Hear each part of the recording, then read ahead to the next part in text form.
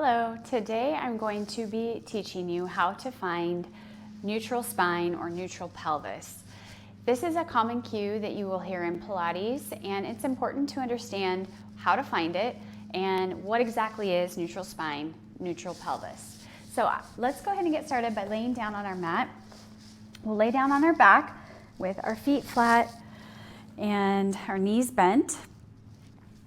And from here, all you want to do is notice the natural curves of your spine. So you have a natural curve of a little bit of space behind your neck, a little bit below your low back here.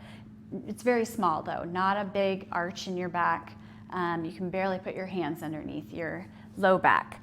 So neutral spine, neutral pelvis, you want to think about as if you had a glass of water sitting on your pelvis right here. And if you have more of a posterior tilt or a pelvis that is more pushed into the mat, that cup of water would spill on your chest here.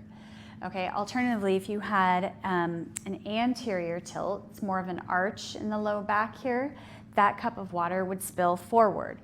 So neutral pelvis is somewhere in between that. So your back is not totally flat into the mat here, and your back is not arched forward here. So you shouldn't have a bunch of space down underneath your low back.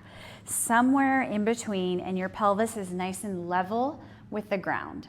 And that's how you would find it in supine or on your back.